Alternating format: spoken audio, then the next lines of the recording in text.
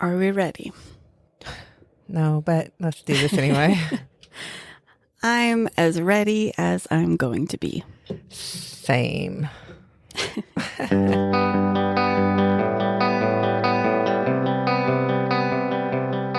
Okay. Hi. Yo. Hey.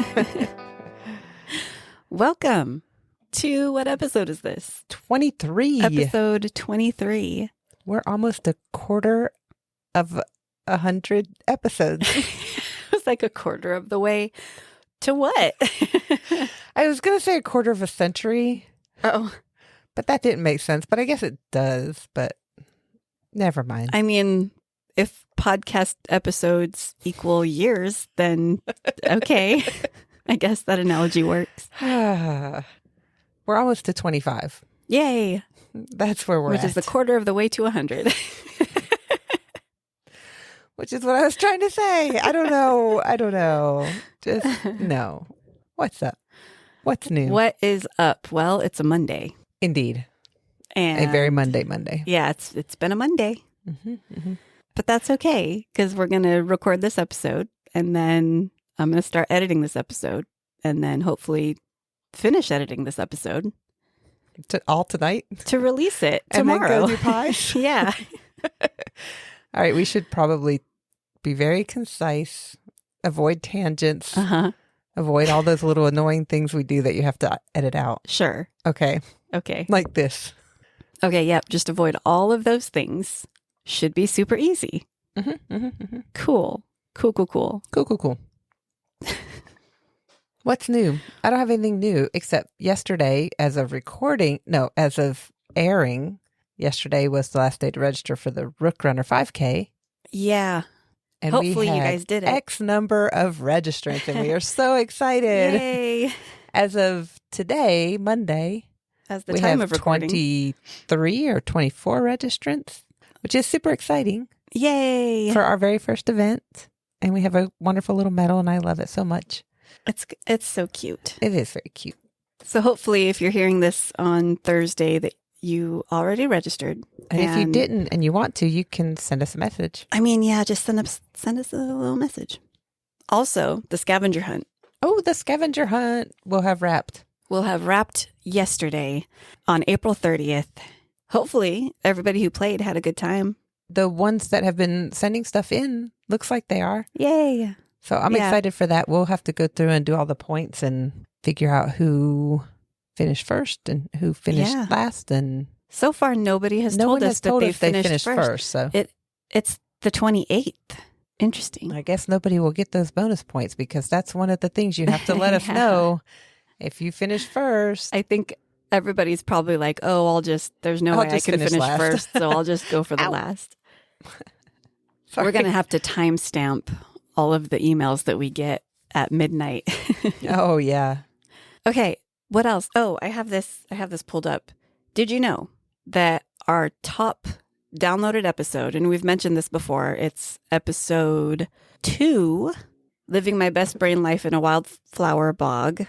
I love that episode. It's one of my favorites. It's really cool. We are sitting right at 199 downloads. What? So somebody should definitely go download that episode, even if you've already heard it, and just bump us up to get Give us that nice 200. that nice, sweet 200 number. And then we'll be like, hey, everybody go download it another 100 times for Yep. 300.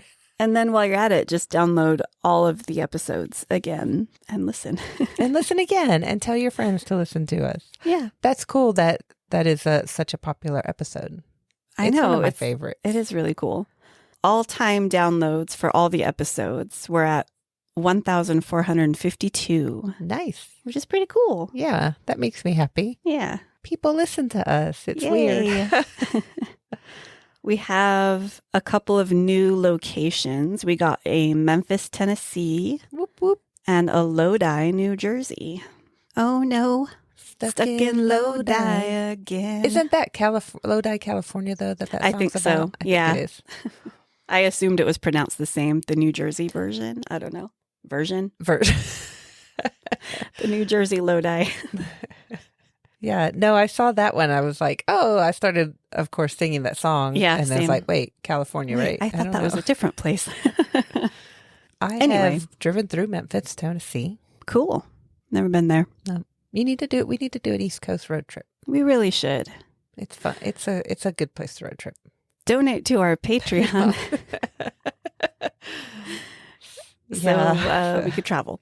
We're just going to say that every episode. Hey, and join our donate. Patreon and share this with your friends so we get to hit the level of downloads required so we could monetize and have ads and have sponsors and talk about all the stuff we love because they sponsor us.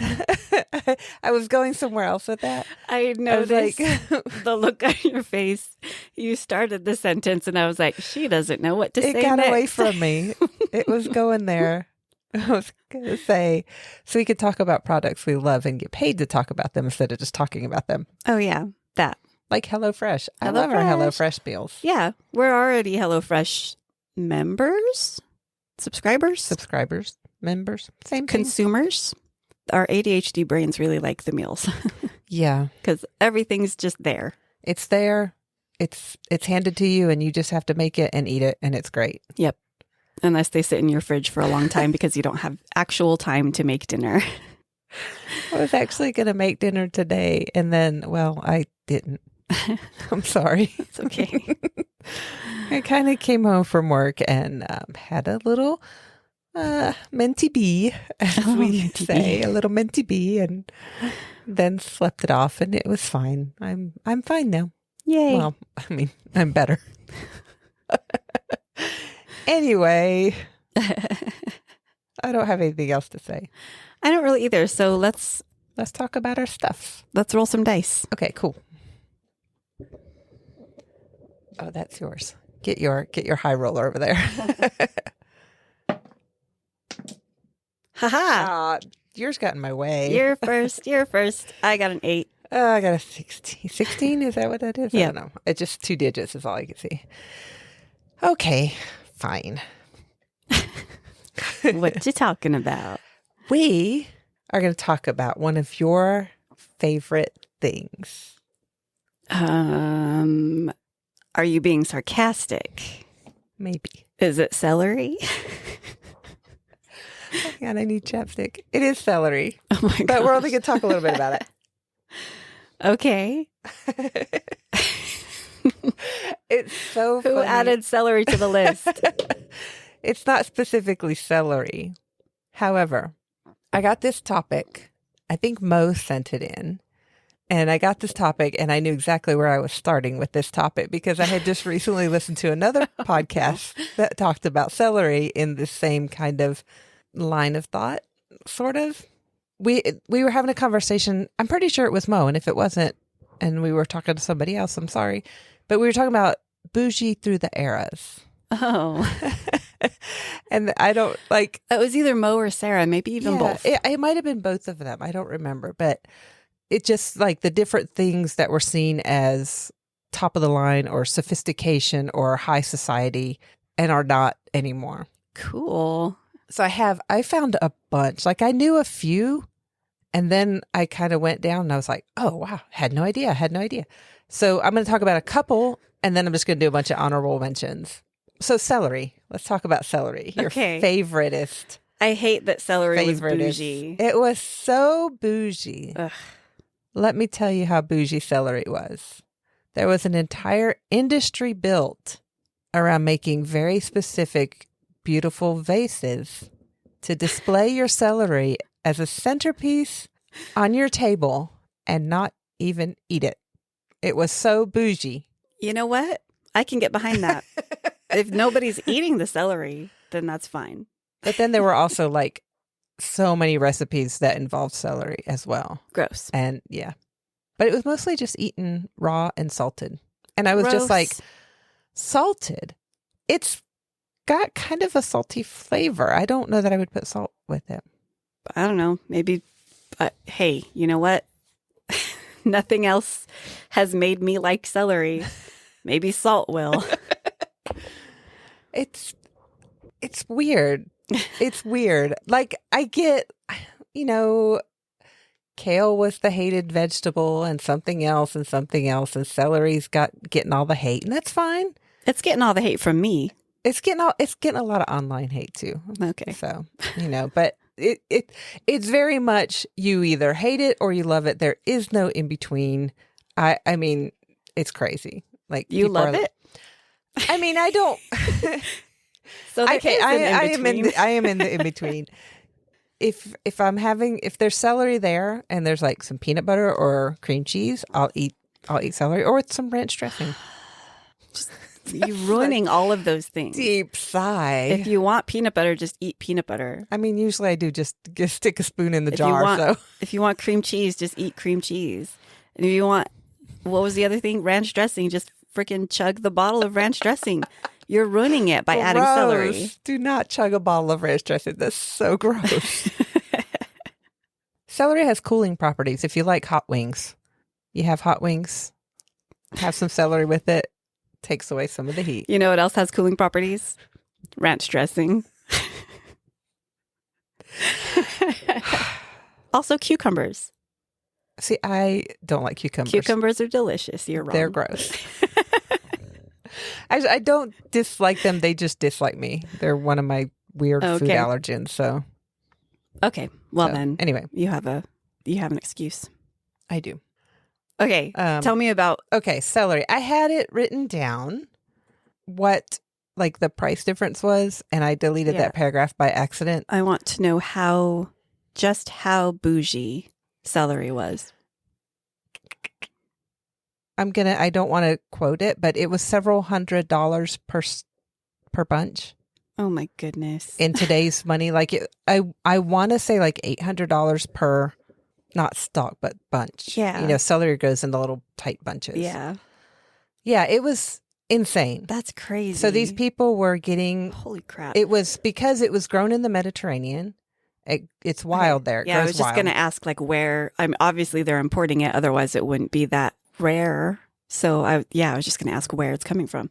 It's coming from the Mediterranean. So there were some quotes about like Roman horses kind of just grazing on wild celery and that sort of thing. So it's kind of very common there. Okay. But it doesn't grow well elsewhere until it was the early 1800s when it started to be cultivated in England's wetlands. But it didn't grow very well, and it has a lot of. I tried growing celery once in my garden, and it's very high maintenance, and I just was like, forget it. I just can't. It was one of those, like, you have to have certain, I don't know.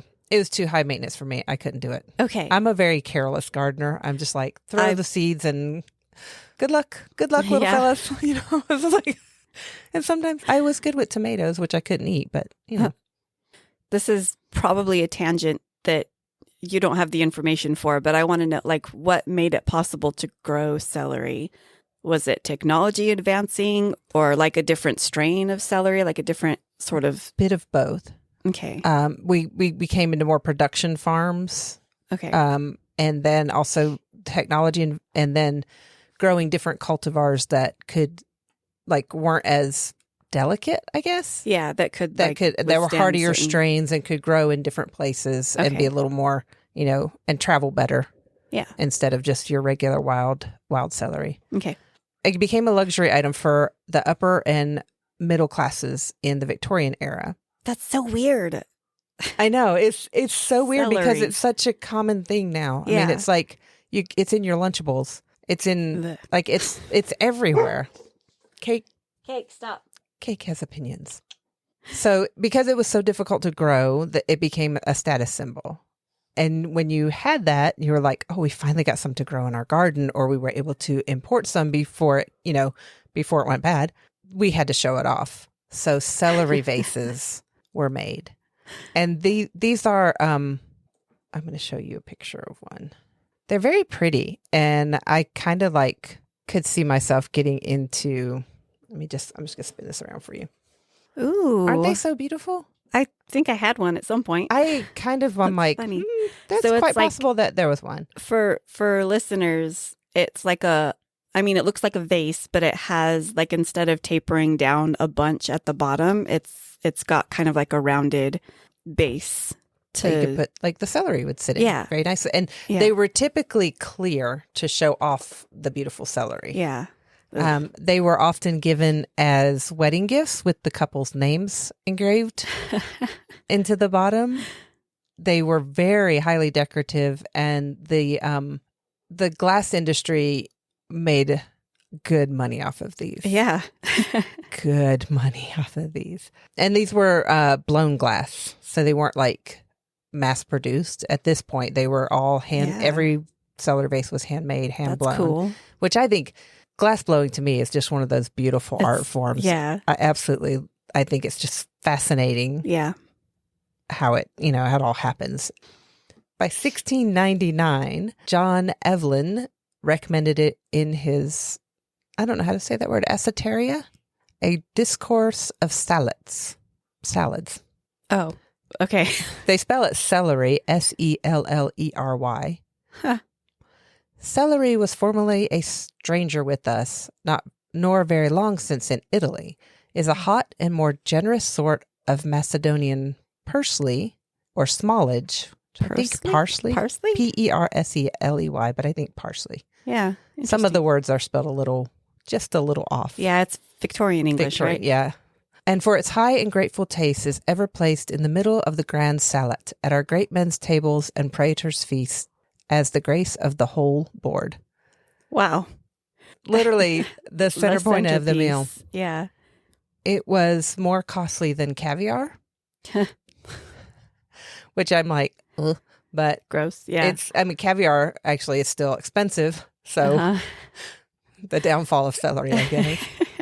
But eventually the celery vase became so popular that it kind of started getting mass produced, and advances in agriculture made the vegetable easier to harvest. And the wealthy were like, oh, well, now the commoners can have celery too. Can have some. It's not special anymore. It's not special anymore. In 1889, Chef Jessup Whitehead wrote, "The tall celery glasses set upon the table form the handiest and handsomest medium, but having become so exceedingly common, they are discarded at present at fashionable tables, and the celery is laid upon very long and narrow dishes." So you went from an upright display, then now you had to have these long dishes that each stalk could be set on. And then it just was like, yeah, throw some on the plate for the kid with their chicken tenders, with their chicken nuggies. So celery is one of those things that was very bougie and is now very not common. That's funny. I thought it was fascinating. So another thing that was bougie that I'm actually going to turn into an entire other topic. Oh, cool. But I'm going to touch on it really quick is not just tea, but specifically tea is going to be a whole topic because I went down a massive rabbit hole on the history of tea, which is fascinating. Sweet. But sweet iced tea is a very southern... Oh, hey, kitten. He's been trying to get up on this table for a very long time. Hey, bud. He tried to come up here a couple times, then he tried to go around your chair. He's just he's very particular about his pathways. Yeah. You can lay down, but don't. What is... But I don't know what's happening. Oh, okay. No, you can't go over there, sweetie. Okay, sorry. Sweet iced tea was a symbol of wealth and bouginess in the early South for a couple of reasons. Tea itself was expensive because it was imported. Ice, you had to be very wealthy to have ice in the South in the summer because you had to have a place dug specifically to store it, and then you would have it shipped down from the north, like northern Canada, in these huge blocks, and then you'd have it stored that way. So that was crazy expensive. Yeah. So if you were just doing something just like, oh, we're having some friends over, we're going to have iced tea in the hot summer, which is really, I'm going to say, one of the best teas, one of the best things to drink in a southern summer, sweet iced tea. And then sugar was also very expensive. So you have tea, which is expensive, sugar, which is expensive, ice, which is expensive and almost impossible to get. Yeah. And you're just going to sit and have your friends over for sweet tea. Wow. Just to show your wealth. Just because that's kind of fun. I like that. Yeah. But the whole history of tea and even the history of iced tea and that sort of thing is kind of all tied together and very fascinating. And it just needs to be a whole topic on its own. Because we both both enjoy a good cuppa, and I grew up in the South, sweet tea, sun tea. There's a very specific way to make it. Okay, I'm not going to go into that. But okay. Anyway. Can't get into that. I have to set this aside so the cat. I thought that was my tea. Oh, I was going to cry again. Okay. So yeah, we'll come back to tea. But for a long time, sweet iced tea was a very bougie drink. Next bullet point of cool things that are now very common. Mirrors. Is it because they were silver and that's why they were more expensive maybe? Yes. I don't know. So that's cool. Like mirrors have been around. Some form of mirror has been around since someone walked past a puddle of water and went, there's a reflection. It's me. That's what I look like. Narcissus. There you go. Throwback to last week's episode. Mirrors became very bougie in the early European Renaissance. A technique developed to produce an even and highly reflective tin coating for glass mirrors. So initially they would just form a cylinder of glass and then slice it. So you had these kind of concave pieces of glass. So you'd have a reflection, but it would be kind of distorted, but you could see enough, to like fix your hair or whatever. Yeah. But then these in Venice was actually where these mirrors became very popular, or very, not popular, very refined. So they actually coated a piece of glass with a tin and mercury amalgam, and then heated the mercury by heating, or evaporated the mercury away by heating the glass, which is not good health-wise. It's evaporated mercury is very, very bad for you. Mercury in any form is very, very bad for you. Yeah. But, they didn't know that then. They didn't know. So. They learned, but they didn't know. This is a random fun fact for you. When I was moving, I had like an old thermometer that had mercury in it. And I was like, I don't know how to, I was like, I don't think you just throw these in the trash. So I looked it up. You're supposed to, that little tiny thermometer that had 3 drops of mercury, I had to put it in a 5-gallon bucket of sand. Whoa. And then I had to take it to a very specific place for them to take it to another place to be disposed of or repurposed, or I don't know what they did with it, but it was a process. That's crazy. I didn't want to just throw it away because I knew mercury's bad. But apparently it had to be centered in a 5-gallon bucket of sand. Wow. For transport. That's insane. And I'm just like, what? And here they are. Well, let's just smear it on the back of this glass and then heat it up and evaporate it into the air that we're breathing, by the way, in these old firing kilns, glass kilns. So this is 16th century Venice. They were the center of mirror production, and they had refined this process where they could get their mirrors up to 40 inches in size with this silvery or tin background. Up to that point, any mirror of quality would barely even be a handheld size. It would just be a few inches. That's crazy. Those were very expensive. But now the Venetians had these mirrors, and they had the monopoly on this technique for a century. No one else. They held on to this gilding technique, and they had these big mirrors with really ornate gilded frames, and they were just luxury decorations in palaces and your wealthy nobles, your elite upper class. For an entire century.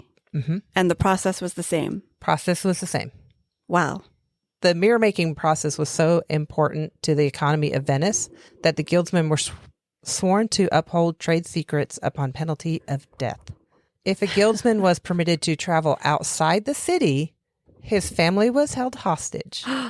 And if the traveler failed to return home, they forfeited their lives. What? That's insane, right? Yeah. Like, well, I guess I'm not going anywhere. What if he went on a ship and the ship sank? Yeah. Oh, well, Whoops. bye. Bye, family. Yeah. I guess that's crazy. Yeah. And like, what? I mean, I guess they probably did it for the money, but I'm thinking, why would you even want to go into the mirror making business or trade? Well, it was the money making. It was essential to the economy of Venice at the time.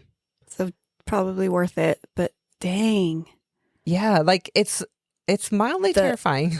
Did they have like a mirror mafia? Apparently they did. They sure probably they had did. enforcers. Mm-hmm. I mean, you would have to. Wow. You would have to. You would Mirror have to have mafia. that. In the late 17th century, the Countess de Fiesque was reported to have traded an entire wheat farm for a mirror, considering it a bargain. Dang. There's her quote. "I had a nasty piece of land that brought in nothing but wheat. I sold it, and in return I got this beautiful mirror. Did I not work wonders? Some wheat for this beautiful mirror." Wow. Right. All right. Okay. But then at the end of this century, the secret was leaked through industrial espionage. Oh, And French. I need a movie about that. I know, right? I'm like, can we get, like, how do you, I just like, see these Venetians like, hey, want to know how to do some mirror making? Yeah. Can you protect my family? I mean, you would have to like send your family away. I mean, yeah, get out of Venice first. The wife Step and one. kids are going over to, England for to visit their family, and they never came back. Oh, I'm so sad. Maybe their ship sank. Bye. Like, I don't know how you would do that. Just crazy. Yeah. But in the late, at the end of the 17th century, yes, 17th century. By the end of the 16th century. Sorry, my centuries are all messed up. French workshops got hold of the secret, and they started doing large-scale industrialization of the process. And this made mirrors affordable to the masses, in spite of the toxicity of mercury's vapor. Whenever I think of mercury and how deadly it is, I just think of the Mad Hatter from Alice in Wonderland. Yeah. Because that's like, he had the orange hair and the crazy eyes and the hallucinations, which were all symptoms of mercury poisoning. Yeah. When I learned that as my teens, I was like, oh, that explains so much. Like, okay. So they also had, as they investigated like different amalgams, the tin, the silver, and the mercury amalgams, they also experimented with rock crystal. And these were actual like crystal mirrors that were highly prized. And this is possibly where the term looking glass came into effect. Like you had the rock crystal mirror, and then the looking glass was actually the glass that you would have. Okay. As to differentiate, like, oh, I have a looking glass. Oh, I have a mirror. Interesting. Or I mean, I have a mirror, which is, the rock crystal. I said that right the first time. Yeah, you did. So, yeah. So, which I thought that was interesting too. Like, I like the different terminology. I thought it was just like, oh, my looking glass, kind of more of a refined, I thought it was or bougie, a certain, like a bougie way of talking. To say it. Yeah. The looking glass. The looking glass. But no, it's just like, oh, this one is made of actual glass. The mirror is made of rock crystal, polished rock crystal. That's cool. Very cool. I did not know that. So I didn't either. I learned it while I was looking this Yay. up. Okay, sorry. I have a few more little notes about mirrors, just to kind of like show their bouginess. Their bouginess. In 1665, Jean-Baptiste Colbert appealed to Louis XIV for economic reform to keep France from spending the 100,000 crowns that went out yearly to Italy. So he was like, okay, we have to do this. So he got money from Louis XIV to import 20 living Venetian glassworkers into France. And they established the Saint-Gobain factory. What's the what's the timeline? Because France was the one that started mass producing the mirrors, right? Mm-hmm. Towards the end of the 17th century. So this was in 1660s that they started pulling, I guess, smuggling out these Venetian glass workers. Oh, smuggling them out. Well, it says they managed to import 20 living, they have living in quotes, 20 living Venetian glass workers. They managed to get them in without them dying. I don't know if their families, I don't know if they got their families in, but they got these glass workers in. All right. So I was thinking you meant they like the governments collaborated or whatever and was like, send us some glass workers. They got the glass workers from Italy. Okay. It did not expand on how they got them. Okay. Yeah, I would have been surprised if Venice was like, okay, sure, we've guarded this secret for 100 years, but you can have some now. Yeah. Yeah. Louis XIV, Louis the Sun King, and this I don't know if it's Gobain. It's probably Gobain now that I'm looking at it. Gobain. It's French. Anyway, this is the factory that was established and began mass producing these. Yeah. But like Cobain, but yeah, that's what I'm saying. Like Gobain. Okay. They made their mark on history with an artistic achievement called the La Grande Galerie, the Hall of Mirrors in the Chateau de Versailles. I have heard of that. I have heard of this. I did not know this number. The work was begun in 1678. It has 17 mirror-clad arches encompassing 357 mirrors reflecting 17 opposing arcade windows, and is acknowledged as one of the most beautiful achievements of classical 18th century French art. And I want to go to there. Me too. Please support our Patreon. So donate. donate to our Patreon. Spread the word about our podcast. Sponsor us. But yeah, I was just like, oh man. And like, I know like there's a lot of issues with the French bougies and the French Revolution and all that stuff. And like, it was like just so much wealth. Aristocats. I always say aristocrats when I mean aristocrats. It's fine. Oh boy. There was so much wealth while the people were starving. Yes. Yeah. But the skill and the architecture, I think, is just absolutely gorgeous. Yeah, and it's one of those cases where you don't want to erase that part of history. Yeah.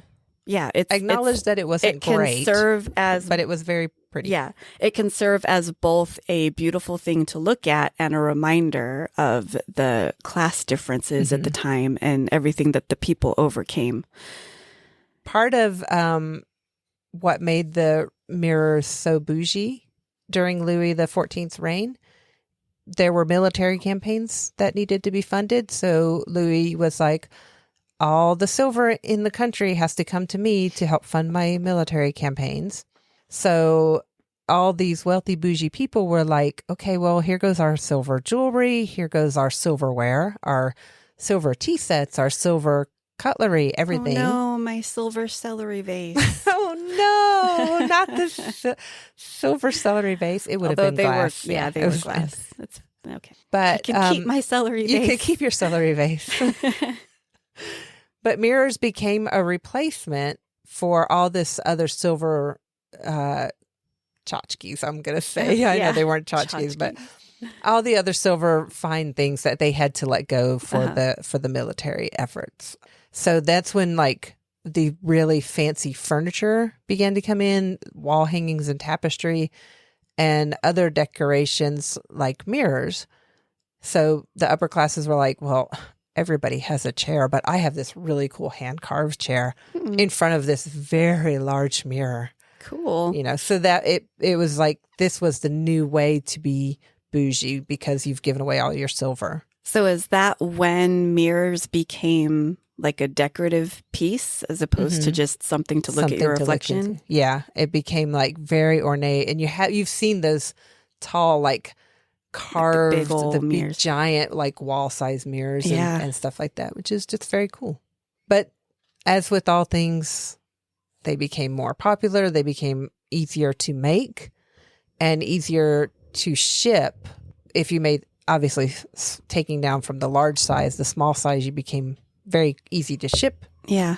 Pack it easy, move it away. And they became just more popular, and the kind of lost their status symbol. Uh-huh. And like, I think still like giant mirrors are still very expensive. Oh, yeah. But it's not like, if you save up enough, you could get a giant mirror if you want one. So, it's kind of one of those things. It's not only for the super high elite. Yeah. And, it's moved to the middle class. It became more accessible, more desirable. And then it was just kind of, I order contacts. If I ordered like the cosplay contacts, I get a little tiny mirror with every pair of contacts I order. So it's like, and those aren't expensive. So it's like, just throw these, all these mirrors. I have a question, and you probably don't have an answer. I might, but I might but not. I want to know, when in the history of mirrors did the whole 7 years of bad luck if you break one come into existence? Well, I don't know. We'll look that up in our, when we do the next folklore card. Do we have a superstitions card, or are we just kind of lumping that in with folklore? I have a superstitions tab in our sheet. I should have a superstitions card. Okay. Cool. I just literally looked through the cards. I think I saw one in there. Okay, so I have a couple other things. One, which I'll go over really quickly, is pineapples. I like pineapples. I do too. I really like pineapples. But they were a symbol of wealth. I mean, I can understand that because they're tropical. So again, with the importing of them was probably a big process, and that jacked up the price. So they were, air quote, discovered by Christopher Columbus in 1493. Sure. In the Caribbean. Do you say Caribbean or Caribbean? I say it both ways, and it depends on the context. I say Caribbean is, I'd like to go to the Caribbean, but I say Pirates of the Caribbean. Yes. Okay. Anything that comes from the Caribbean is Caribbean, but if you want to go to the Caribbean, it's Caribbean. Okay. It's so weird. It's weird. It doesn't sound like Pirates of the Caribbean. Yeah. Doesn't sound right. Or like, I want to go to the Caribbean. Like, I don't know. I want to go to the Caribbean. That sounds more sea. Correct than... I want to go to the Caribbean Ocean. I want to go to some Caribbean islands. I don't want to go to the Caribbean, full stop. Yeah. I want to go to the Caribbean. Yeah. I don't know. It's weird. It is one weird. of those weird little... Sorry, I didn't mean to go into that little tangent. So Christopher Columbus found a Caribbean village, and they had pineapples, and he said, "Ooh, look at this cool thing I found. Look at this thing that I discovered. I discovered it. I'm so cool." He took them back to Spain and gave some to King Ferdinand, and people became obsessed with them. Mm-hmm. I mean, I understand that. I mean, I really do. They're really good. I need to. You got to add pineapple to our shopping list. Put that on the shopping list. I think we have some canned pineapple, but that's like... It's not the same. Yeah. It's good, but it's not the same. Yeah. By the 1550s, pineapples were being shipped regularly from the Caribbean to Europe. But they were shipped regularly, but these shipping trips took months. So they became a very rare luxury and were the ultimate symbol of wealth. Eventually named the king of fruit, one pineapple could cost as much as $8,000 in today's dollars. And that's when this article was written, which I think was a couple years ago. Dang. Yes. Dang indeed. $8,000 for one fruit. Pineapple. Mm-hmm. That's wow. And it, like the celery, it became the centerpiece of the table. Uh-huh. And then it also, celery was 800. That was the number I could remember. There were other numbers. I just couldn't remember. But. Pineapple, 8,000. Yeah. That's very bougie. Very bougie. Very bougie. And that's just one. Just one. And honestly, and you wouldn't. Probably wasn't even that good by the time it made By it to the you. time it got there, yeah. It would feel like it took us a couple months to get across the ocean I mean, unless they were picked green and ripened, they might not Maybe, even I be don't know. good. But it says the host who presented the fruit in ice cream, sorbets, and fruit candies was considered extremely generous. Yeah, because he had to pay $8,000 for one And pineapple. he was sharing it with you. So, Yeah. you know, hey, you were important enough to get some of this pineapple. And he was wealthy enough to like eat the pineapple. Yeah. Not keep it. I don't know how they would have possibly preserved it, but by the 18th century, the fruit became an architectural feature. It was incorporated into paintings, structures, wallpapers, pillars of churches, and grand homes as a sign of welcome and greeting. Oh. And I like, that's a big thing. I know in the South, like pineapples, Yeah. like on the finials of your fences and welcome mats. Now you can buy welcome mats, but it is a sign of welcome. Oh, yeah. Apparently in the 70s, it became a sign of something else,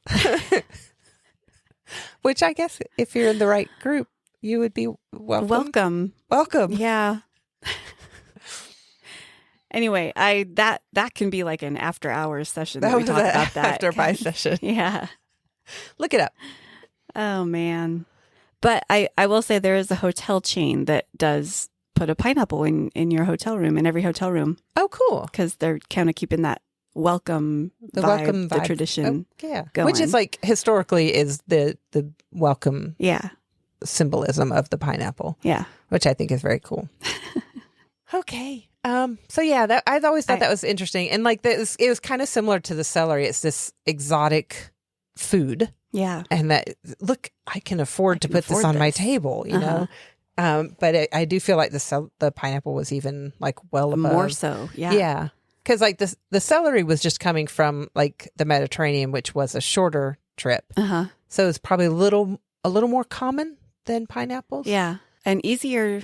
And you could actually like, they were able to actually grow celery in England. It just was a difficult process. Yeah. And pretty sure you can't grow pineapples in England without like a very specific, like a controlled greenhouse environment. type. Yeah. Yeah. Mm-hmm. I want pineapples now. Me too. I'm going to go buy a pineapple. I feel like I've been talking forever and I have so much more.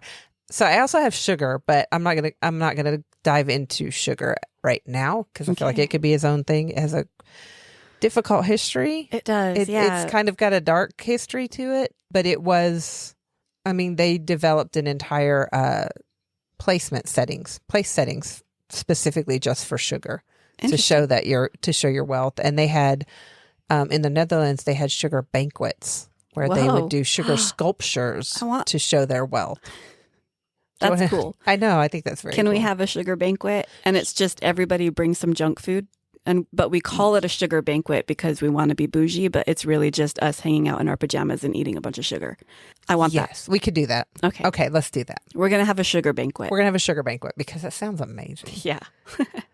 So the other thing I'm going to talk about is the color purple.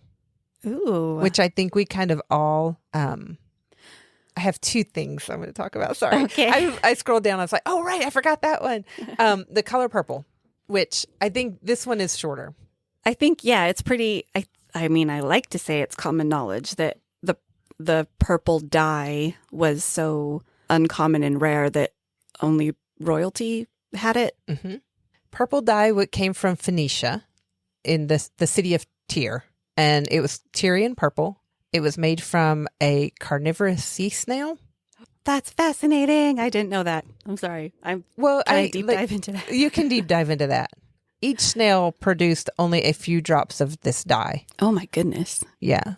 I have a number. What's the snail called? It is called the Murex, Murex, a carnivorous sea snail. Also, I'm thinking about the terror of a carnivorous snail. Yeah. Snails are cute when they're nomming on lettuce. If you haven't seen that, go look it up. It's Their adorable. shells are incredibly beautiful. Look at that. Oh, gosh, they're so pretty. Intricate. Anyway, go ahead. No, it's okay. It's very sad because it took thousands of them. Let me find my number. Oh, no. More than 9,000 mollusks were needed to create 1 gram of Tyrian purple dye. Oh, my goodness. Yes. So that's Okay. Yeah. Yeah, and like sometimes the dye was too expensive even for royalty. The 3rd century Roman Emperor Aurelian famously wouldn't allow his wife to buy a shawl made from Tyrian purple because it literally cost its weight in gold. Dang. Which is just nuts. Yeah. Queen Elizabeth I passed some laws in 1558 to, let's see, the Elizabethan... Sorry, I don't know why I'm struggling with that word. During the Elizabethan era, the exclusivity of purple was carried over from ancient Roman times and into this era. And Queen Elizabeth I restricted who could wear what kind of clothes and what color of clothes based on your class.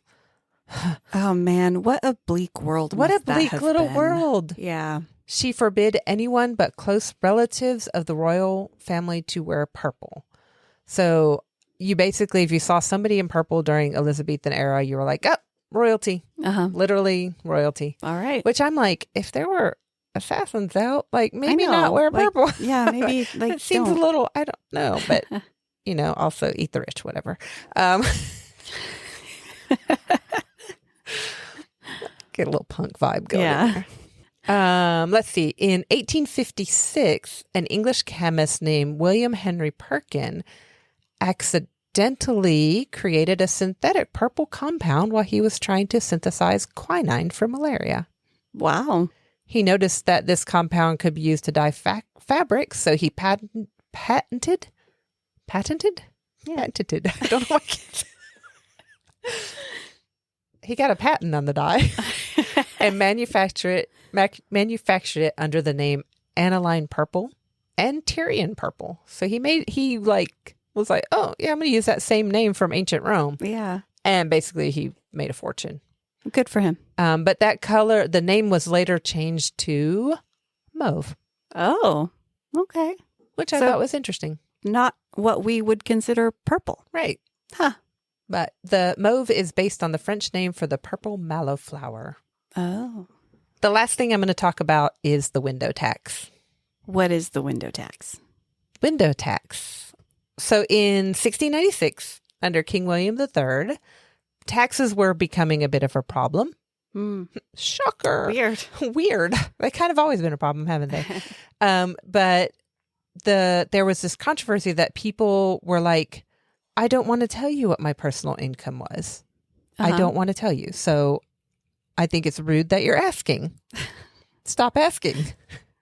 No, you can't tax me. I don't want to tell you. So they basically were like, okay, so we need to tax you because we need the government uses income tax for good things too. But so the people were like, you can't get into our private matters. And the government was like, well, but we kind of need taxes to help kind of fund things. And they were like, here's what we'll do. We're going to tax how many windows you have. We won't come in your house at all. We won't ask you any personal questions. We're going to just count your windows. Interesting. Because glass was not cheap. So if you had a lot of windows, you were wealthy. So there was a flat rate tax per house, and then you got a variable tax if you had more than 10 windows in your house. And then that also, like if you had more than 20 windows, you paid a little extra. If you had more than 30, you paid extra. That's actually pretty clever. I actually kind of love it. Yeah. But here's what people would do. They would just brick up their windows. Yeah. Yeah. So then it became, well, now you're taxing us for light and air.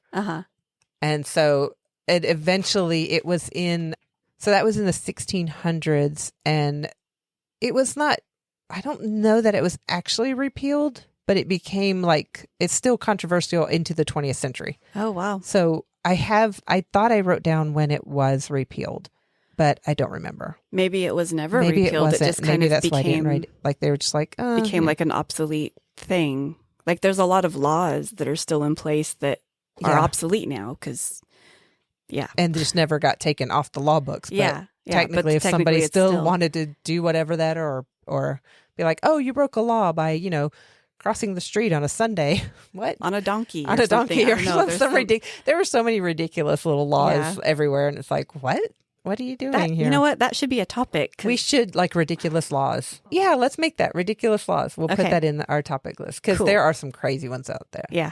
So those are the ones that I had like information on that I thought were really fascinating. The window tax I didn't know about. Yeah, me either. thought that was really interesting. Uh-huh.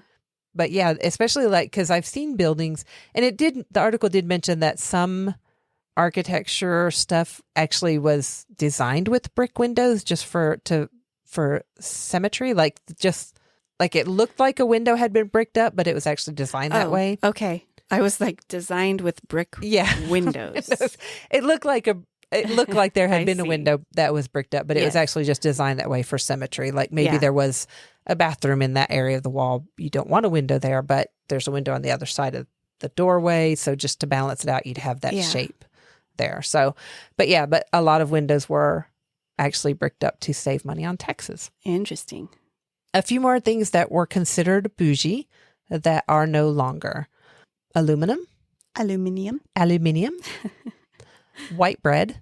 Ha, that's funny. Which is hilarious because it's completely flipped now. So white bread was ultra refined and wasted a lot of wheat. Uh-huh. So it was like only the wealthy could afford that. And so the coarse, common, grainy bread was for the poor. And now it's flipped. The grain bread, the heavy grain bread is more expensive than your white bread. Yeah. Doesn't make sense. Bananas were a sign of wealth. Now they're same reason as the pineapple. Same as just import expensiveness. Yeah. Salt and pepper, and pretty much most spices. A lot of spices. Yeah. Just because again, it's all the import. Like you couldn't afford to have this stuff just commonly. Yeah. I always think there's this one random Tumblr post that occasionally will come across my Pinterest, and it's about like. I think I know what you're talking You know the about. one. It's like, your ancestors would be so proud of you knowing how much cinnamon you put in your lattes or whatever. You're like, look at my descendant. You have a cabinet full of spices. Oh my goodness. You're so rich. Look how far you've come. Yeah. I always love that. Beef. And I still think like in some ways beef is still a bougie thing. Yeah. There's the Kobe beef and Wagyu beef. Yeah, the Wagyu. Yes. Yeah. Where it's like it's done a certain way and it's thousands of dollars per ounce or whatever. It's ridiculous. Huh. So that is still kind of a symbol, but it's not just beef in general is not the status symbol it used to be. But like there are like the higher end. Yeah. I mean, they are like, even now it is cheaper to like maintain a herd of goats or just get your proteins from chicken because they're smaller animals. They take up less space and you don't have to feed them as much. Beef is the most expensive meat to keeping produce. Cows is it takes a lot. So, yeah. Side by side with the expensive beef, lawn. Broad, expansive grass with no purpose other than to look pretty. I mean, same. That's still unattainable for me. So. Yeah. I mean, I had a lawn, or I had a yard, but like I would also like it wasn't ornate. It was just grass. Yeah, that it wasn't like freaking manicured cut all the time because I lived in the South and it rained every week. So, but just like having grass with no purpose other than to say, look at all this grass I have. Look pretty. No, don't let your sheep graze there. That's my grass. Like, what? What? No, let the sheep graze there. No. I just look at that grass and pay someone to trim it for me. Yeah, kind of. I can see that being very bougie. And it's still, I feel like that is still kind of a bougie thing. I mean, it's definitely. It's not just reserved for the elite, but it is kind of. If you see a house with a nice manicured lawn, you know that's most likely upper middle class. Yeah. Or I don't know. Like, I guess it depends on the priorities of the people that live there. Yeah. And like, not a judgment in any way, but like, we live in a tiny little apartment and we do have a patch of dirt outside that we could potentially plant grass in, but like, it would cost us. We'd have to get irrigation put in. We'd have to put sod down basically, or just spend a fortune like invigorating the soil there, and turning it into like letting something grow. But we spent a lot of money trying to kill the soil there because what we had were weeds. What we had were sticker bushes. Yeah. Oops. Wolfchan's falling off my mic. Okay. So yeah, I just there were so many more things, and I was actually I just kind of picked the ones that really I found interesting. Yeah. To kind of go through celery. I had to do celery. Of course. I'm sorry, yeah. I had to. Yeah. But I didn't know that about the iced tea. Yeah. Like sweet iced tea. Yeah. To me, that's just such a now common it's thing. just so common. Yeah. Yep. And it's just kind of fancy. And I didn't know that about windows. Mm-hmm. Like, we're going to tax your windows because that shows how much money you have. Yep. So. And I didn't know about the mirror mafia either. I did not. So I knew that mirrors were expensive. And, as they were beginning to be made and stuff. But I did not know there was a mirror mafia. Yeah. That's just crazy. Yeah. Like, oh, you're going to travel? Cool. We're just going to go pay a visit to your family. And we'll see you when you get back, okay? They're totally fine. It's okay. We're just going to hang on to them until you get back. Better hope your ship doesn't sink, or you don't, get, I don't know, attacked by bandits on the road or something ridiculous. Like, yeah, it's kind of terrifying. No, don't jump in my lap. I have a kitten in my lap. Sorry, the cats are really on it today. In your lap. They are, yeah. What's the deal? I don't know. All day they've been not wanting any attention, but now I don't know. It's the podcast effect. It's the podcast effect. It really is. I agree. So I now loved that topic. I thought it was fun when I got it. I was like, oh, I was a little nervous. I'm like, yeah, I remember. I'm not sure what I could find on this. Yeah, when it was suggested to us, I was like, that's going to be a difficult one, and I hope I don't get it. So I'm glad you got it. Yeah. But it might not be exactly what they wanted from the topic. And I vaguely remember the conversation, and it might have actually been us talking about celery. Good old celery. Because I know Mo listens to that podcast too. Yeah. So it might be it was an old episode of, and that's why we drink. I want to give credit. Em did a really good job of diving deeper into the history of celery than I did. I remember them being so obsessed with their little celery vase. Didn't they get one? Yeah. I think someone did send them one, or they found one, which I thought was very cool. Yeah. I would like a celery vase as well. But we should go to Goodwill. We should and see if they have one. But they're actually kind of collectible type thing. Yeah. I was going to Google them, or I was going to look them up on eBay, but I have a cat who has fallen asleep in my hand. His head is in my hand, so I can't use my right hand right now. Oh. If I close that. Oh my goodness, the little boy. He's so cute. He can't even hear us when we say he's cute. He is just... He already knows it. It's okay. I don't know how this is comfortable. Yeah, I don't know. He's all bent up, all weird. He's all twisted, but his head is in my hand, and I can't move my hand now. Because it's illegal to disturb a cat while it's sleeping. But anyway, that is my little bit of bougie items that were bougie and are now relatively common. The end.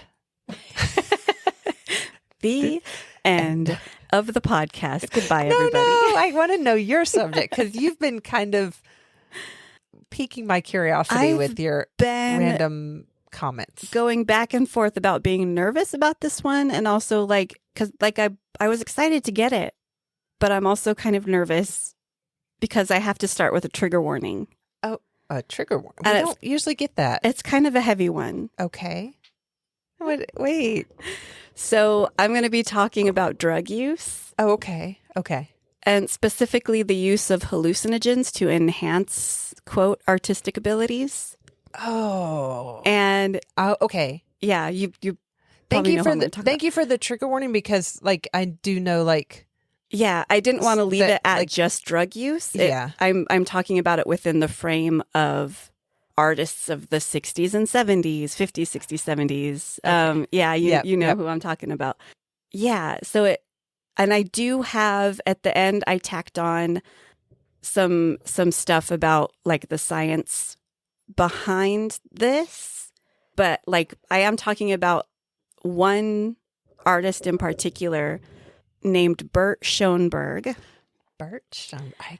Okay, and I remember when we put this him on the thing, because I was like, whoa, this guy. Yeah, he lived a fascinating life, but I did want to put this trigger warning on here. And I also want to say, I know we're probably going to go off on a tangent about this later because I know our opinions on drug use. Mm-hmm. But before I get started just talking about Burt, I want to say that if you or anyone that you love is struggling with any kind of drug addiction, please seek help. And I did mean to look up some resources for you all, but I forgot to do that. But I will definitely add some to the show notes. So yeah, I just wanted to put that out there. Drug use should never be taken lightly, for sure.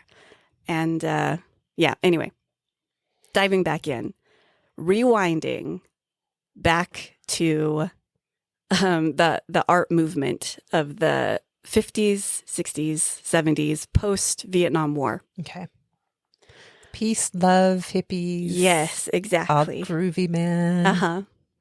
So, I forgot to mention the reason he made it onto our list is because we watched the 1960 movie, The House of Usher, starring Vincent Price. Yes, I love and that movie. Burt Shonberg's paintings are featured in that movie. That's right. Those are the creepiest freaking They were paintings. really They're cool. so creepy. Yeah. Like cool creepy, but Yeah. creepy. They're really awesome. And I'll have pictures of those in there as well in our show notes and on our blog Blog post on our website.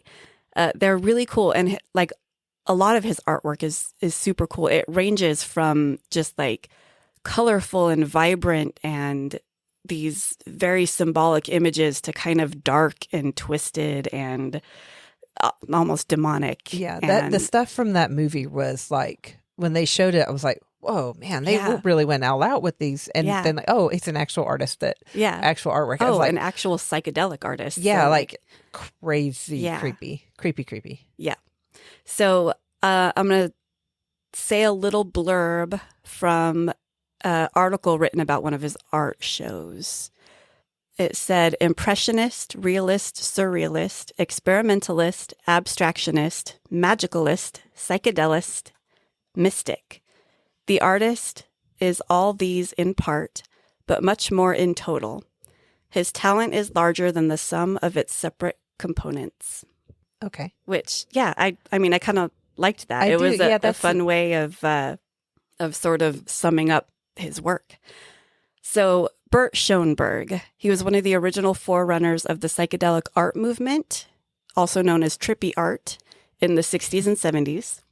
I am totally just seeing all like the rainbow and the swirly like lava lamp vibes. Yeah. Like that swirly bright Trippy. color. It's Trippy. trippy. It's just trippy. Yeah.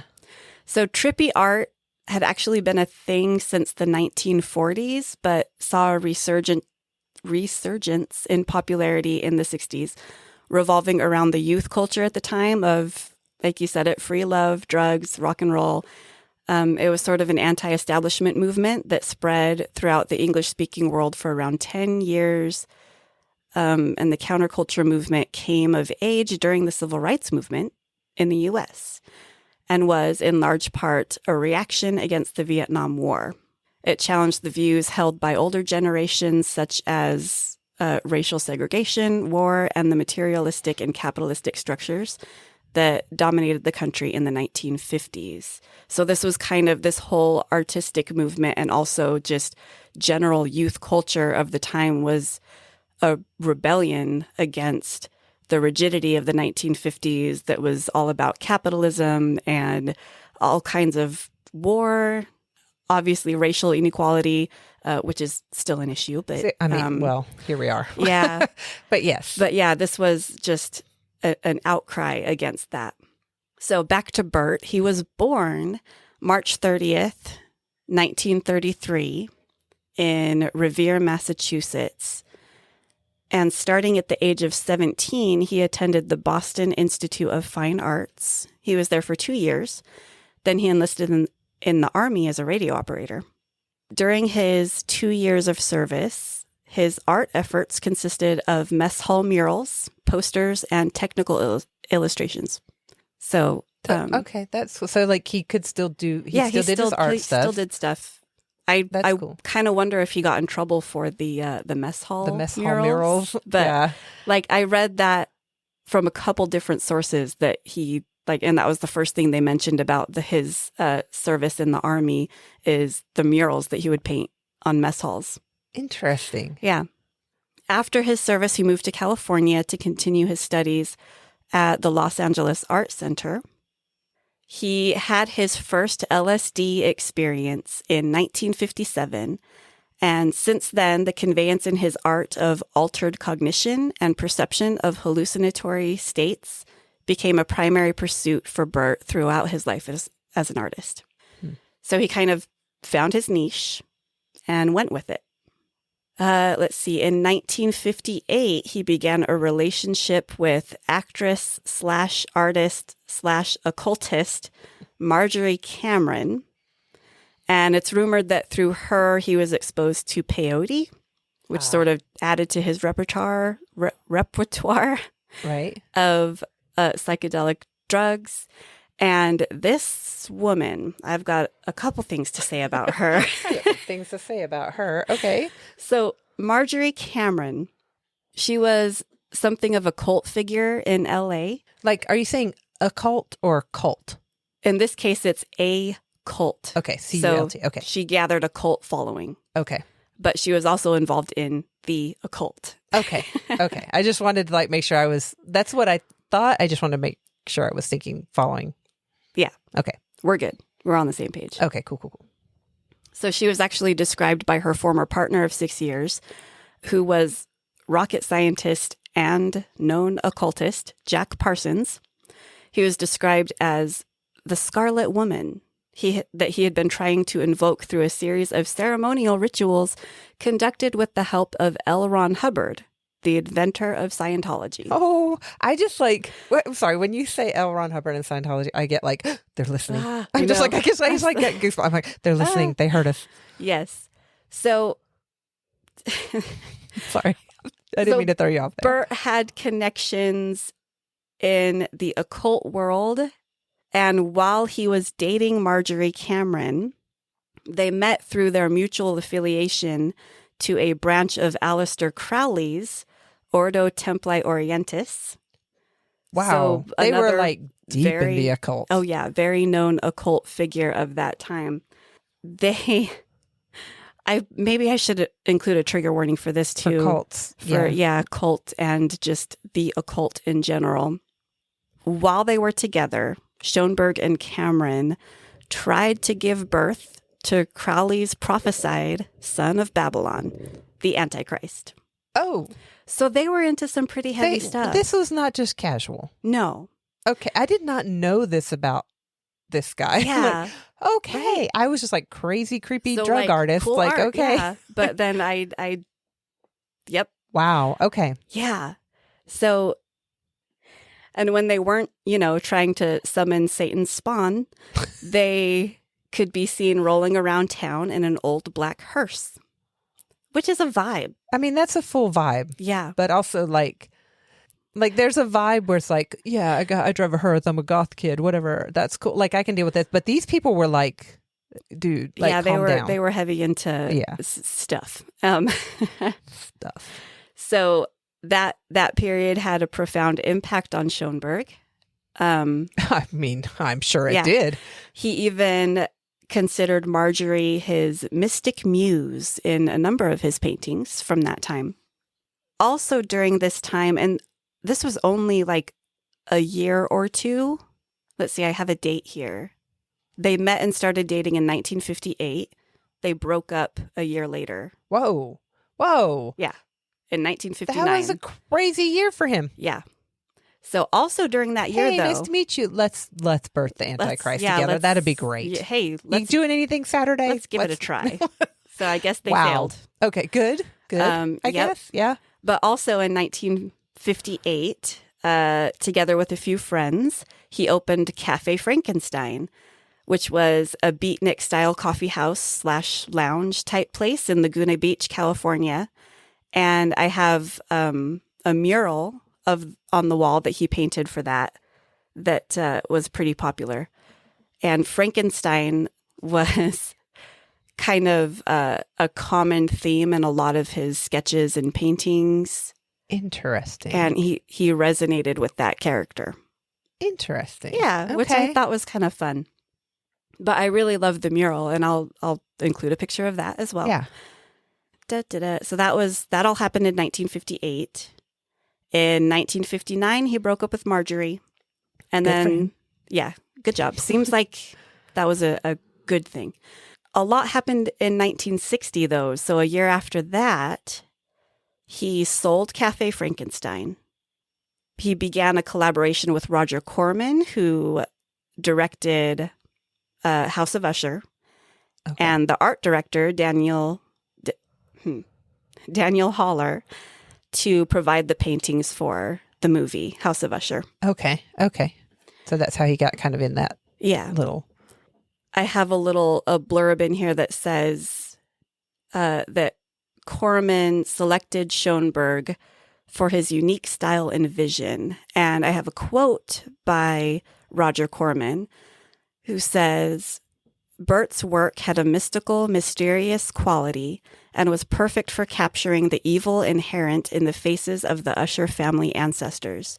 Together, we came up with one of the most unique and memorable uses of painting as a storytelling device in film, which I love. I love that. Having seen the movie, and like that's what drew us to this artist in the first place. We saw the paintings and we were like, wow, those are really cool. Yeah, and I remember as the Vincent Price's character was talking about each one, like he would kind of describe the personality and the painting. Like it's a surreal, like it's not like your typical portrait. Yeah. It was a very surreal looking, but it fit the vibe of each person. Yeah. It was just super creepy. Like I can see those paintings in my head right now. Yeah. And it's been a year since we've watched that movie, I think, but it's just super, they are very creep. surreal, but very expressive. Mm-hmm. And also later that year, Burt enlisted in LSD experiments at the University of California, Irvine.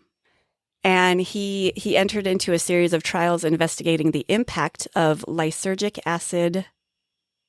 I don't know how to say that. It's LSD. LSD. Dithylamide. Okay. Yeah. I don't know why my brain was not. Sometimes with chemical words, like I'd look at them and go, look at the alphabet. Break it down. It's so cool. Dithylamide. Okay. Lysergic acid dithylamide 25 on the creative process. So he entered this program with a handful of artists and writers as well. They were injected with a dose of up to 150 milliliters of LSD. That's a lot. Isn't it a lot? Yeah, I think so.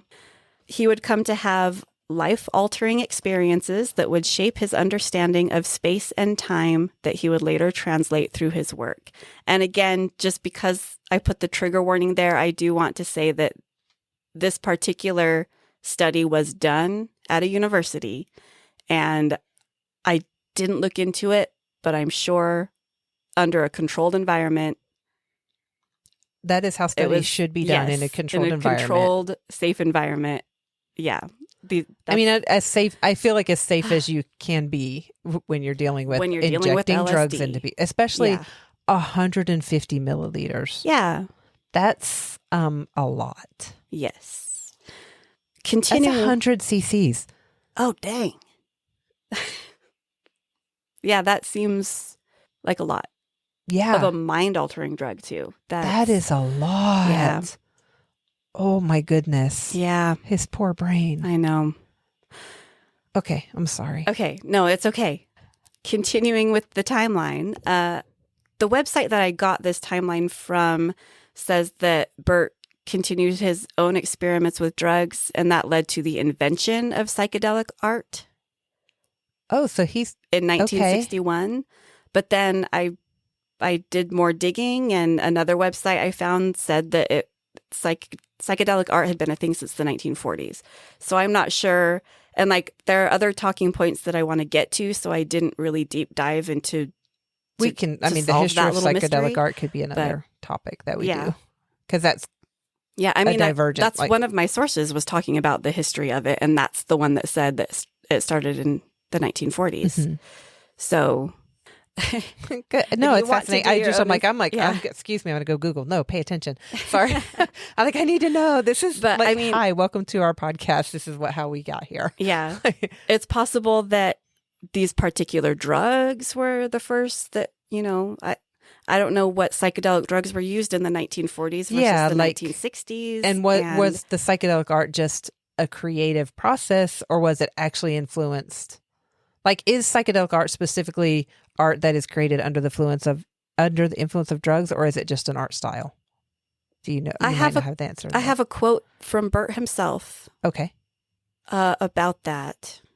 I'm sorry. I'm like, if I'm disrupting your no, it's okay. Your flow here. But now this is a rabbit. This is what we do. Like, we just it just goes on. We go on tangents. I'm sorry. Did I not put that quote in here? Oh no. Hang on. It's okay. I mean, I deleted things I wanted to say out of my stuff.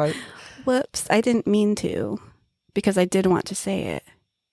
Da, da, da, da, da, da, da, da, da, da, da. Okay. It is in here. Okay. I'm sorry. Okay. Yeah. Quote from Burt. He said, LSD and other mind-expanding drugs are not a way of painting, but certain experiences in time and space which have been achieved can become subjects for the artist. So he's not attributing his talent as a painter to the drugs. He's just saying that the hallucinations and the trips he experienced became his inspiration for his painting. Okay. So, I mean, because he went to college and he had this background. He was an artistic. Okay. Yeah. So he used that as inspiration. Okay. I am sure for other psychedelic artists, the process might be a little different. I don't know. I'm going to avoid going on a rant about drug use because I've got stuff to say. Okay, cool. I'll continue talking about Burt. So, in 1961, in 1965, he mounted the first ever exhibition of psychedelic art at the Coda Gallery in New York City. Okay. So maybe that's why they're saying he invented the genre. I don't know. Okay. Maybe like he kind of made it. He made it popular and like a thing that people want to see. Right. This particular show was in tandem with another psychedelic artist. And then later in 1967, there was an exhibition in LA of just his art. Okay. This exhibition was called This R. Burt Shonberg. This R. Burt Shonberg. And that's actually where I got the quote from Burt that he said about the hallucinations being his inspiration. Okay. Yep. From 1969 to 1967, he designed album covers for bands like the Curtis Brothers, Love, and Spirit. Okay. And then in 1977, at the age of 44, he died in Seal Beach, California. Oh. Yeah. That's very young. Very young. He led a full life. I mean, he did a lot just in that 1 year. Yeah. I mean. Yeah. But yeah, he died at the age of 44. I didn't think to look up a cause of death, but I didn't think I needed to. I feel like drug use of any kind takes a huge toll on your body. Yes. And he embraced it. And and I know there are arguments that in the 60s and 70s, the drugs were more pure and more, but they were still drugs. Yeah, they still ruined families. Drugs. Yeah. You and I are against drug use. Yes. Medicinal or under the watch of a doctor in a controlled environment. We said before. They have their purposes. Yes. But recreational, I struggle really hard with that. And part of that's from my background, from family issues and friends. And I don't care for it. Yeah. Me personally, I don't think it's a wise choice. Yeah. So there are so many better things to put in your body, like chocolate. I don't want to come across as too judgy, but also at the same time, like if this is something you struggle with, please get help. I want to insert this here.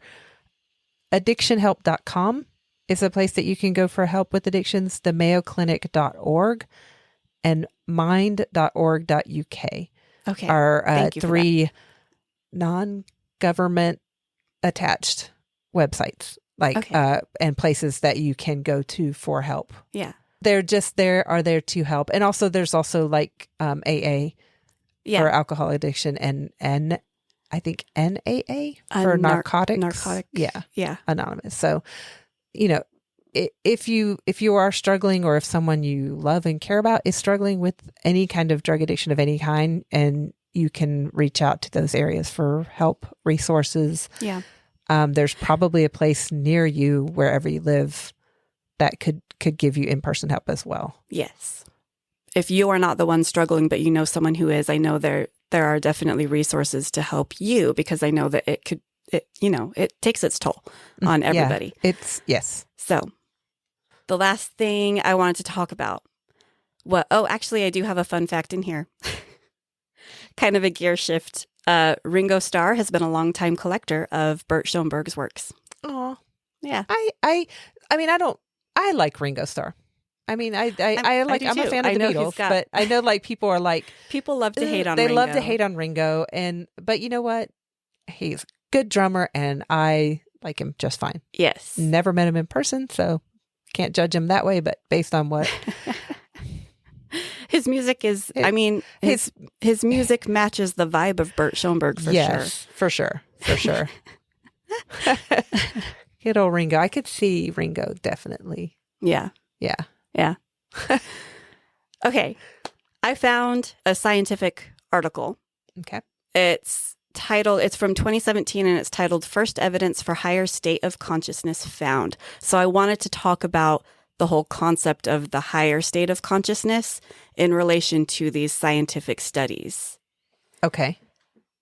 Because obviously in the art world, when you think about a higher state of consciousness, you're probably thinking sort of on a spiritual level or sort of metaphysical level or, occult level. You are opening your mind to the secrets of the universe. Mm-hmm.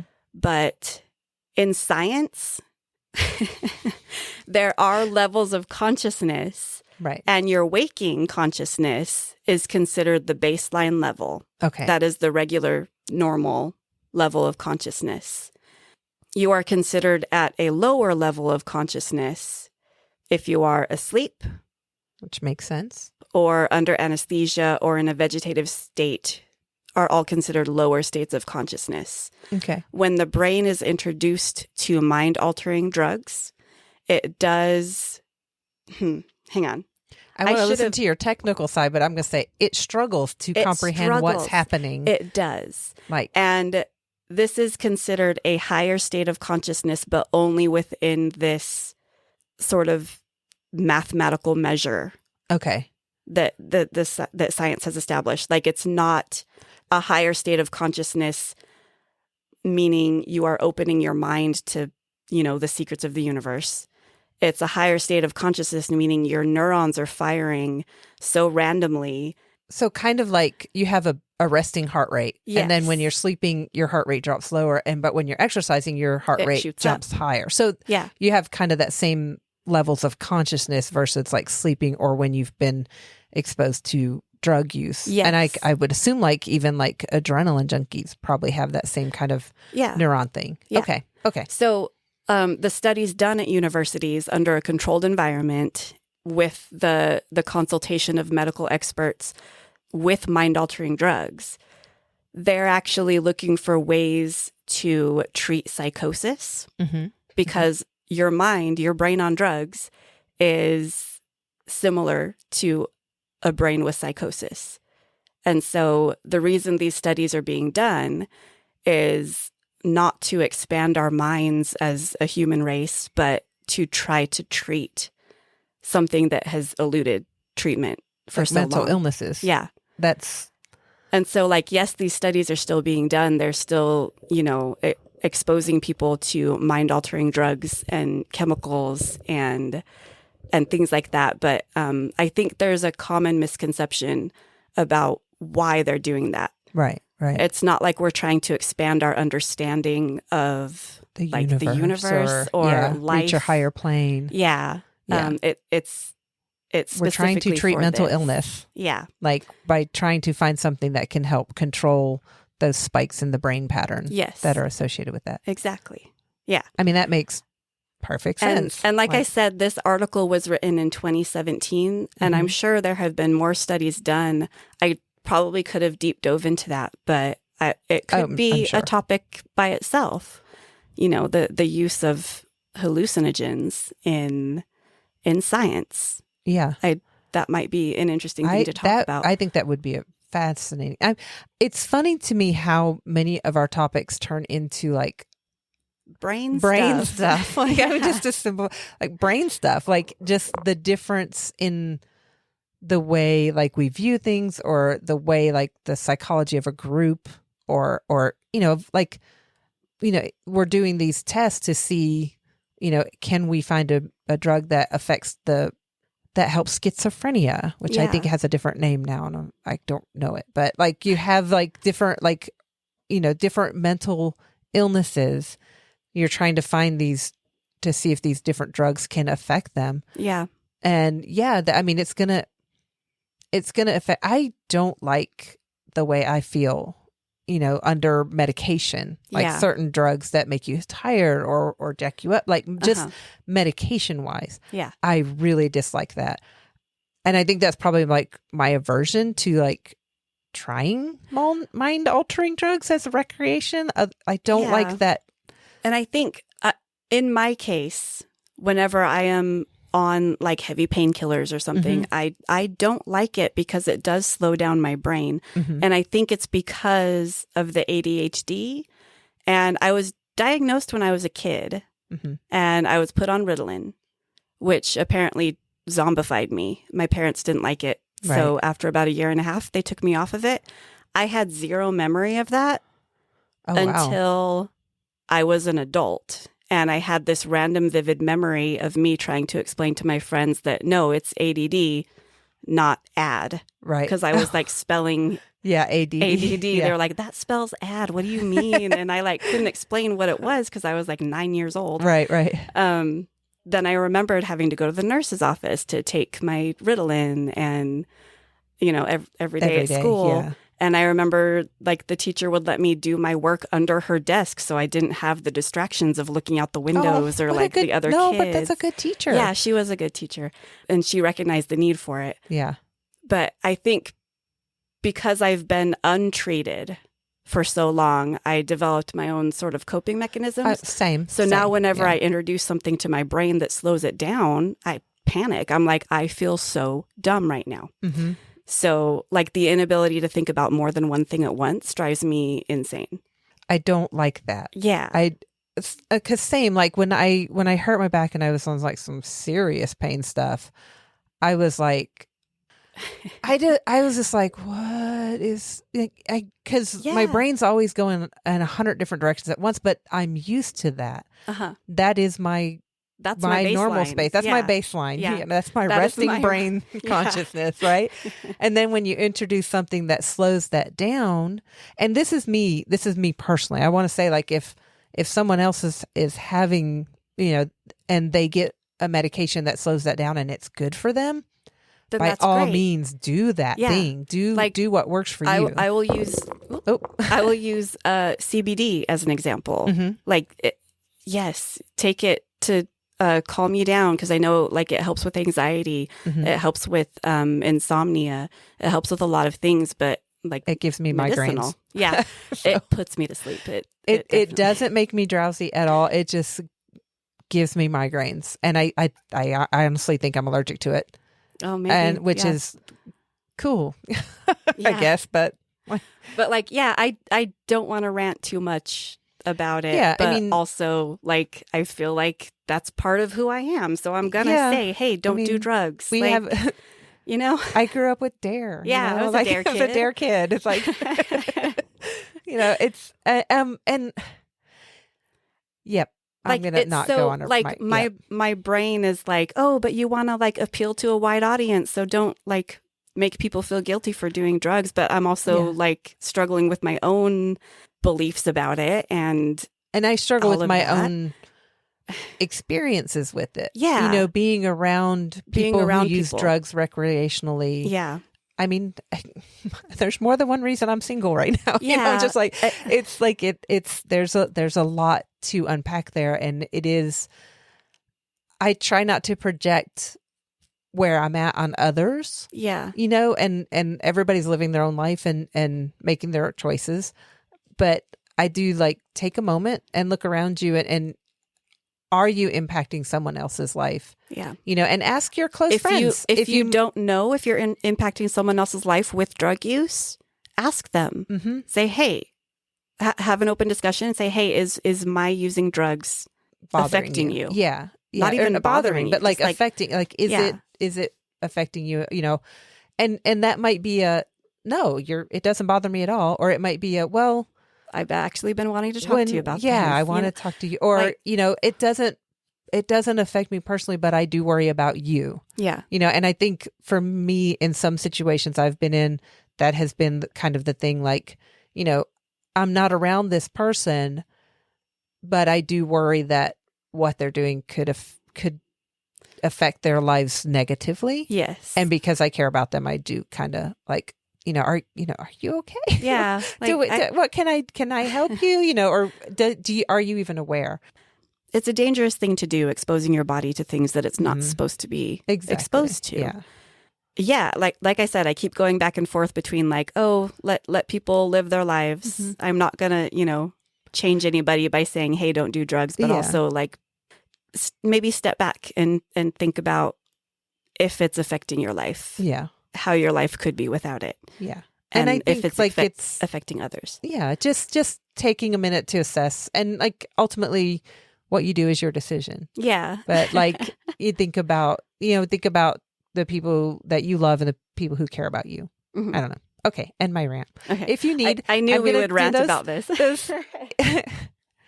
I got to do the mayoclinic.org, addictionhelp.com, and mind.org.uk are three top websites I found with a quick Google search to help with addiction.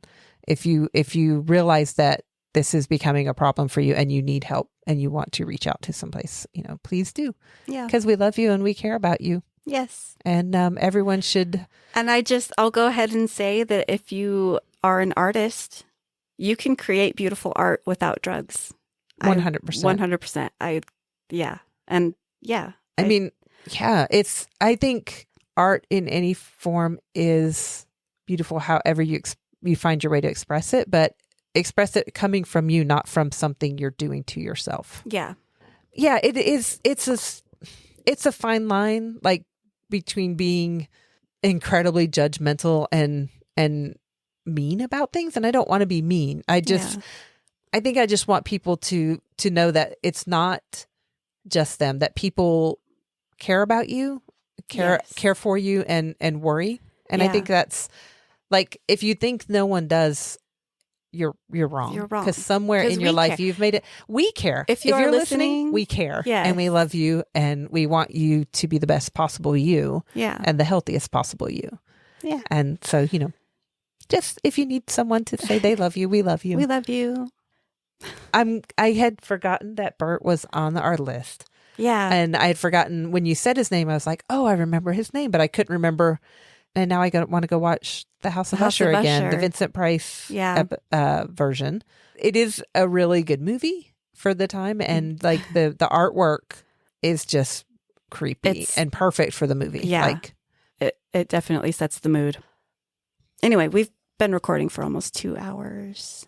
Well, it's been a very interesting conversation. Yeah. And I'm sorry if anyone was like, get off your soapbox. Get off your soapbox. I want to do my drugs. Yeah.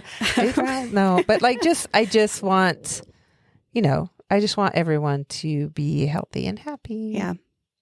We should draw cards. We're gonna draw cards. Oh, hang on. I forgot. Where did I? Oh, I moved them because of the cat. Hang on. Okay, here they are. Oh, he's so cute. He's still in my lap. He's being so cute. All right. I will go first. Okay. Here you go. I was going to say I'm going to take the top one, but then this one stood out to me. Okay. It's calling my name. It's calling your name. Oh, I'm excited. Oh, no. What is it? Tell me. Okay. I'm very excited. Oh my gosh. I'm so excited. Sorry, I saw this on our list the other day and I was like, I wonder where we're going to draw that card. And then I was like, oh my goodness. Oh, man. Okay. I'm so excited. Cool. Next week's going to be a good episode. Yeah. That was weird. Sorry. That's yeah. Oh, kidding. I'm so sorry. I squished him. Warm Ember. Warm Ember. Oh, gosh. Oh, wait. Follow us on social media. Look for Jess and Hids Make We Words. really got to come up with a good ending. I know. Like a way to. Just I like a like clear, I like concise... the warm Embies. Warm Embies. Warm Embies to you. I don't mind that, actually. But yeah, follow us on social media. Look for Jess and Hids Make Words. Go to our website, jessandhids.com, and subscribe to our Patreon. You can do it for free. Patreon.com/jessandhids. Or if you want to become a paid member, you will have all kinds of awesome perks. End of spiel. What's your warm ember? Oh, my warm ember. Oh, gosh. Take your time. I don't have one either. You know what? I think it's you. Oh, because I was having a mental day well, this whole weekend has been kind of difficult mentally. And then today I was at work just working and I just was like, I gotta go. Mm-hmm. And you brought me home.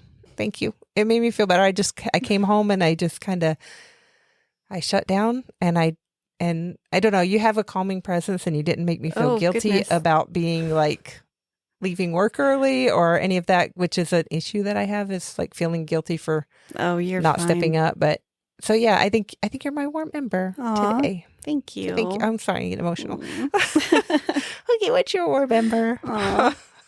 I gotta think about it. Okay. No, okay. My warm ember. This weekend, we had our sort of unofficial run day for the 5K. And we went to the Petrified Forest because our charity partner for this quarter is the National Parks. Nope.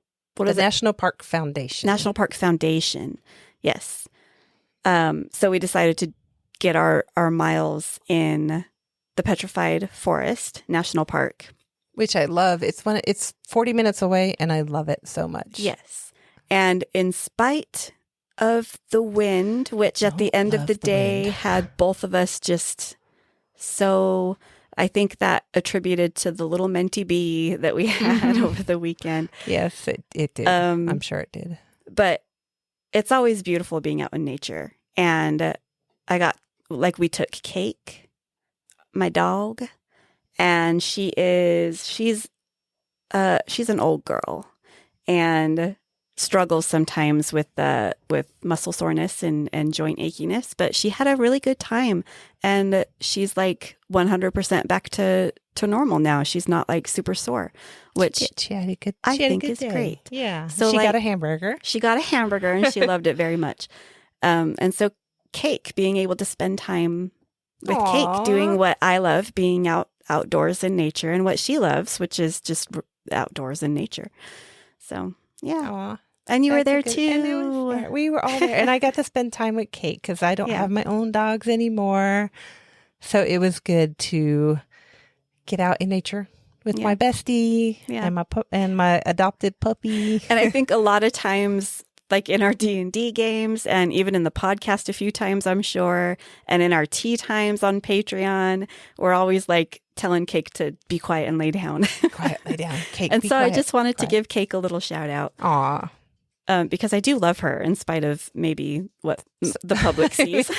I mean, sometimes you just need the dog to stop panting or stop looking at you. Stop begging. She does have a habit of begging. She's very food driven.